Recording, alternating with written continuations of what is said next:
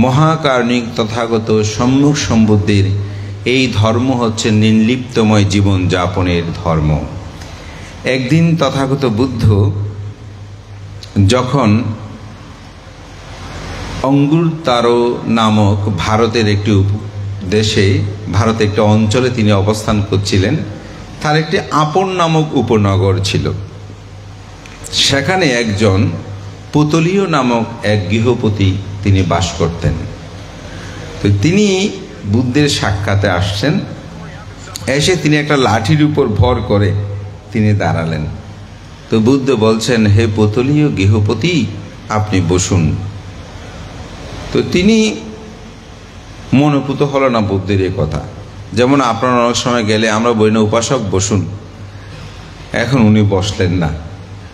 তো দ্বিতীয়বার আবার বললেন যে পুতলীয় আপনি গৃহপতি, আপনি বসুন। দ্বিতীয়বারও তিনি বসলেন না। তৃতীয়বার বুদ্ধ বললেন, গৃহপতি আপনি বসুন। তখনই পুতলীয় বললেন, হে গৌতম, আপনি আমাকে গৃহপতি কেন বলছেন?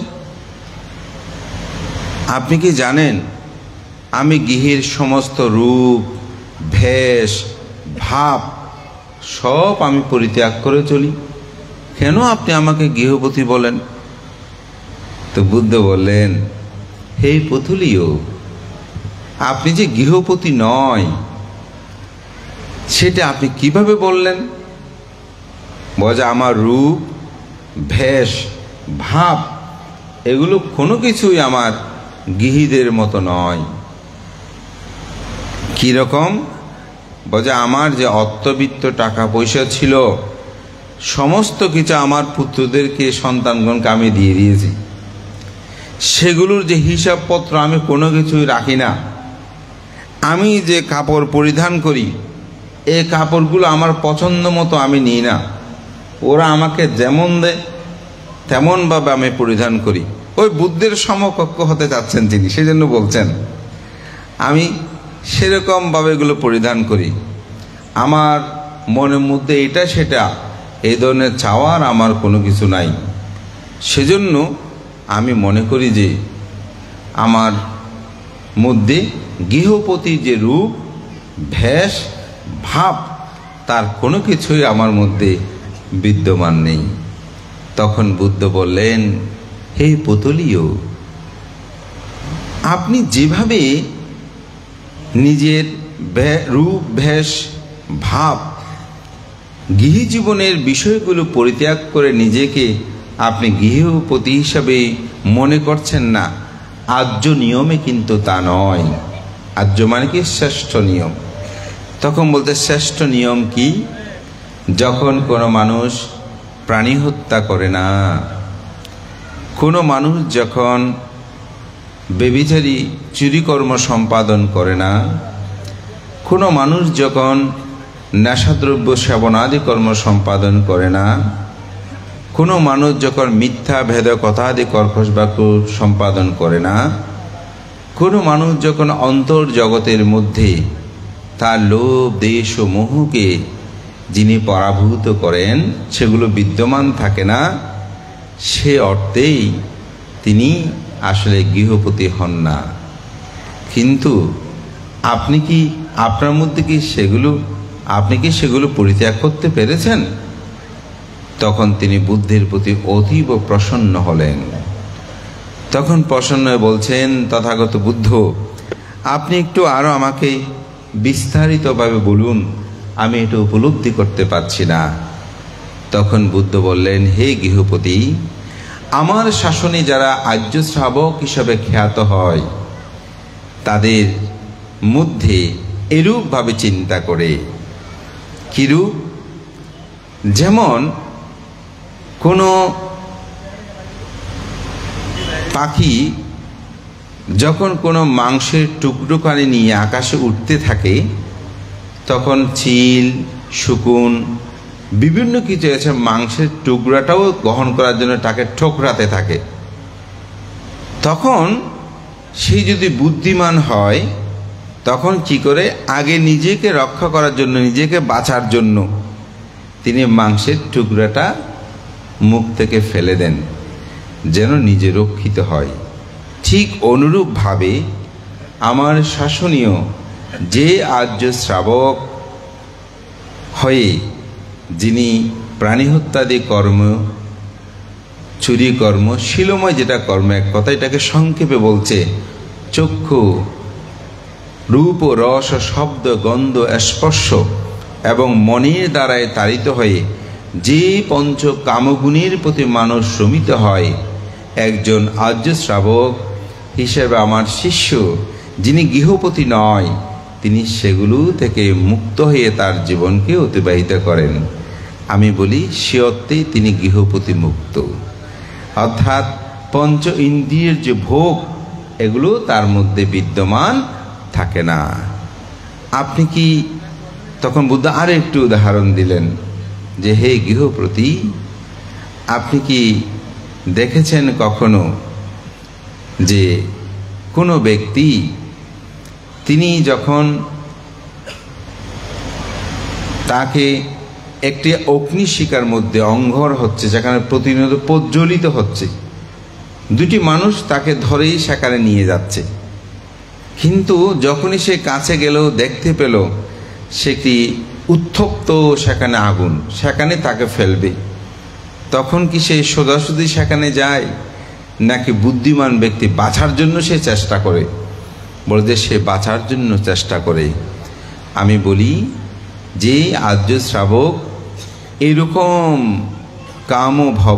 কাম তৃষ্ণা, ভব তৃষ্ণা, বিভব তৃষ্ণা, এই তৃষ্ণা থেকে মুক্ত হওয়ার জন্য যার প্রতিনিয়ত প্রচেষ্টা, যার চিন্তা, এগুলো থেকে মুক্ত হওয়ার জন্য যে তার জন্য আত্মসাধনে নিজেকে নিমগ্ন রেখে প্রাণী হত্যা, চুরি, ব্যভিচারী, অন্তর্জগতের লোভ, দেশ, মোহ এগুলোকে পরাভূত করে, আমি বলি তিনি হচ্ছে গৃহপতি মুক্ত আর্য শ্রাবক।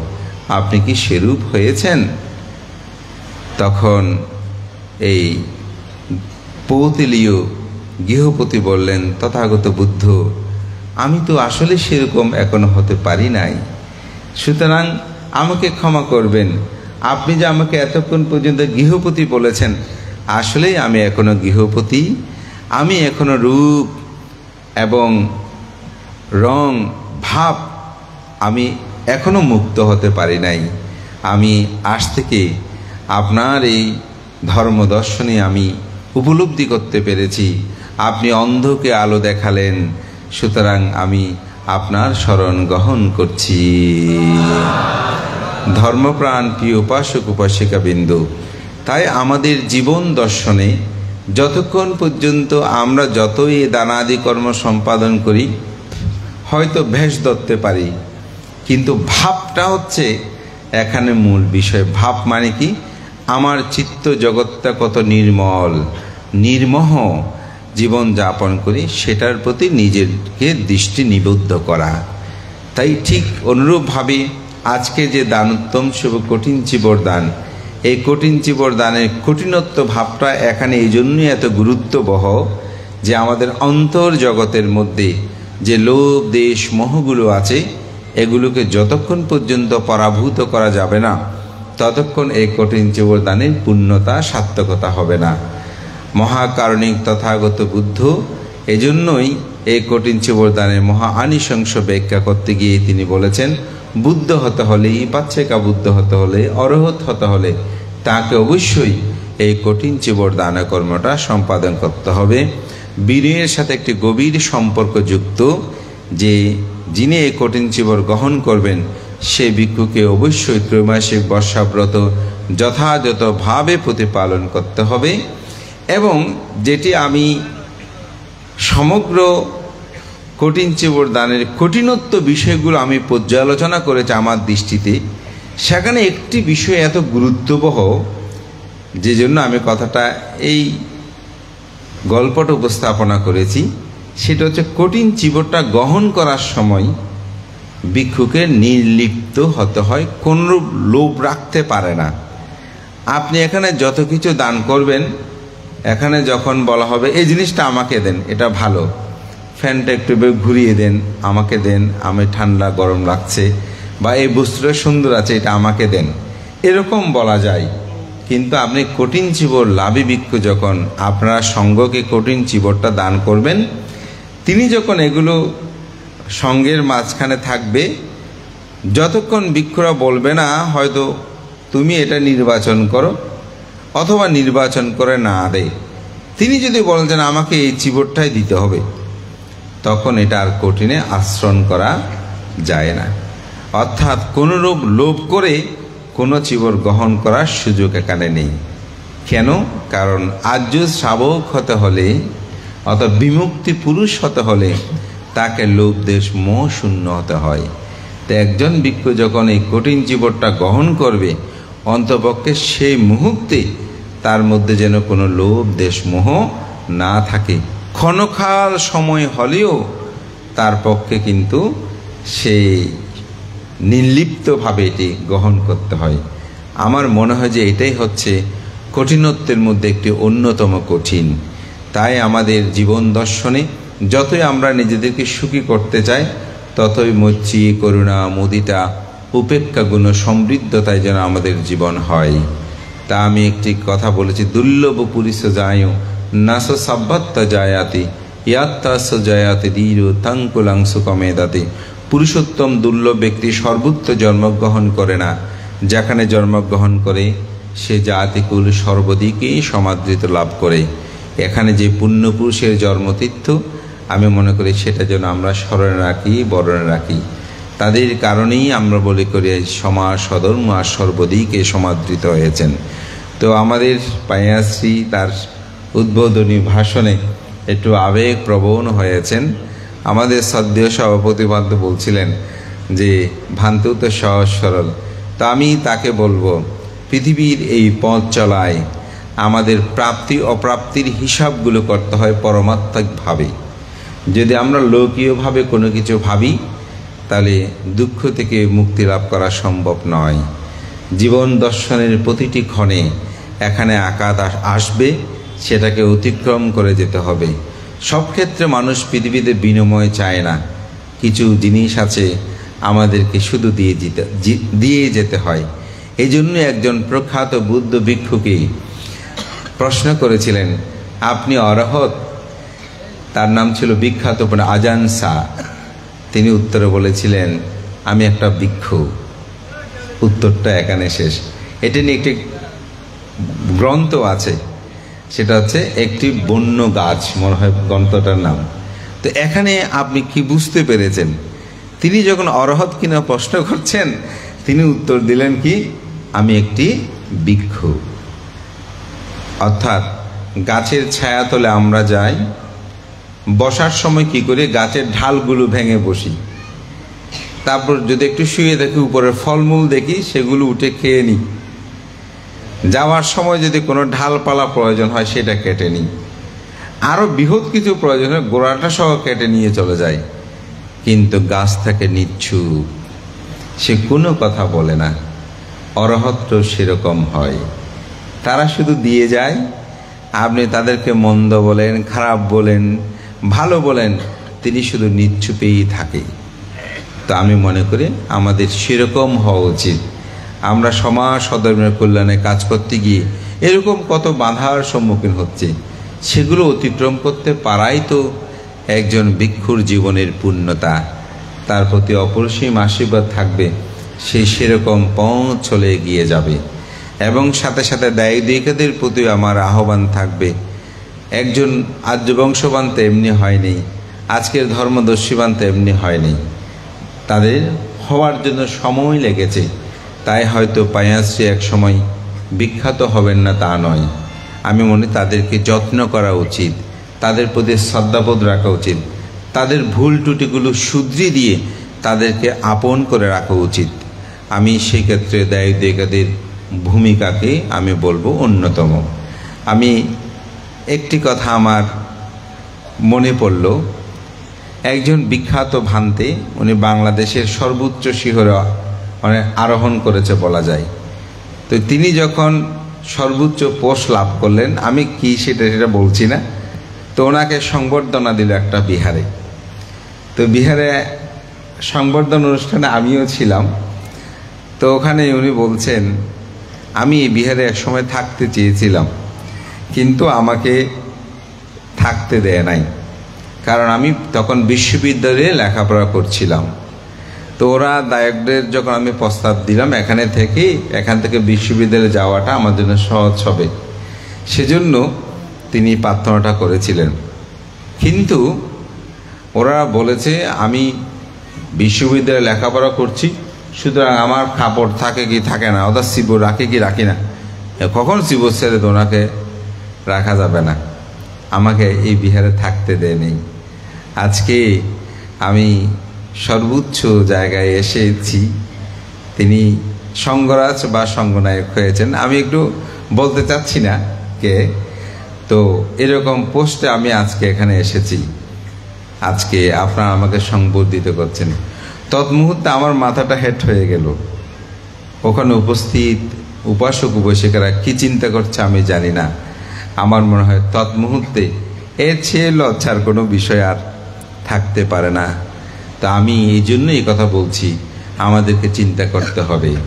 আমি 2017 সালে মহামান্য সঙ্গরাজ ডক্টর ধর্মসেন মস্তবীরের সাথে তার সফর সঙ্গী হিসাবে থাইল্যান্ডের রাজা কর্তৃক আমন্ত্রিত হয়ে সেই থাই রাজগুরুর অর্থাৎ থাই সঙ্গরাজের অন্ত্যেষ্টিক্রিয়ার অনুষ্ঠানে যাওয়ার আমার একটি বিরল সুযোগ হয়েছিল। তো উনি প্রায় 100-এর উপরে বই লিখেছেন। তার অনুষ্ঠান শেষে আমাদেরকে বিভিন্ন ম্যাগাজিন দেওয়া হলো। তো তার বায়োডাটা, সদ্য ভান্তের বায়োডাটা খুলতে খুলতে আমি একটা ছবি দেখলাম যে অনেকগুলো ভিক্ষু সংঘ একসাথে বসে ছবিটা উঠেছে। একটি কর্নারে একজন শ্রমণ সেই দাঁড়িয়ে আছে, ছোট শ্রমণ। তো আমি ছবিটা দেখে ওখানে ইন্ডিকেট করে দিল উনি সেই রাজগুরু। তখন আমি ছোট ছবিটা দেখে ভাবছিলাম, যখন এই ছবিটা তুলছিলেন তিনি তখন কিন্তু অখ্যাত ছিলেন, কেউ জানতো না তিনি যে সমগ্র বিশ্বে একজন অন্যতম সাংঘিক ব্যক্তিত্ব হবেন। এবং তার অন্ত্যেষ্টিক্রিয়ায় 19 জন রাষ্ট্রের বৌদ্ধ রাষ্ট্রের সংঘ প্রধানরা ছিলেন এবং ওনার মুখাগ্নি করেছিলেন। রাজগুরু করার কথা রাজা, কিন্তু তিনি অসুস্থ। তার সন্তান, বর্তমানে যিনি থাইল্যান্ডের রাজা, উনি তার মুখাগ্নি করেছিলেন। এবং থাই সঙ্গরাজ, সৌভাগ্যক্রমে আমাদের সঙ্গরাজ দ্বিতীয় লাইনে ছিল, প্রথম উনি। তো ইন্টারন্যাশনাল প্রোগ্রামগুলোতে ABC না, কোন দেশের অক্ষরগুলো ABC এগুলো নির্ধারণ। তো বাংলাদেশ যেহেতু বি ছিল, আমরাই প্রথম পেলাম। তো ভান্তের আমি সফর সঙ্গী হিসাবে সেখানে আমি গিয়েছি, বিরল সে সম্মান এবং সে সৌভাগ্য দেখার হয়েছে। তাই আমি বলবো, একজন প্রজ্ঞাশ্রী সে যে সঙ্গরাজ হবেন এমন কোনো কথা নেই। আমরা তাকে আদর করে, তাকে শ্রদ্ধা দিয়ে, স্নেহ দিয়ে, ভালোবাসা দিয়ে তাকেও আমি মনে করি আমাদেরকে রক্ষা করতে হবে। এটি সবসময় ভাববেন, এটি জাগ্রত রাখবেন। ভিক্ষু সংখ্যা কোন দিন দিন কমে যাচ্ছে, সেই পুণ্যবান সত্তাগুলো আমাদের মধ্যে এখন নেই। আমরা 2-4 জন যারা ধর্ম দেশনা করি, আমাদেরও এত ব্যস্ত সময় আমার মাঝে মধ্যে, এই যে গত 2-1 দিন আগে দেখলাম আমাদের মেত্তা বংশ সে এখন ফ্রান্সে চলে গেছে। এখন আমি ভাবছি কি হবে, সেও তো একটা কঠিন চবদান একটা জায়গায় গিয়ে অন্তর্পক্ষে সমাজকে রক্ষা করার জন্য ধর্ম দেশনা করত। তাই আমাদের তরুণ প্রজন্মদেরকে এগিয়ে নিয়ে আসতে হবে। মহান সঙ্ঘের প্রতি বন্দনা।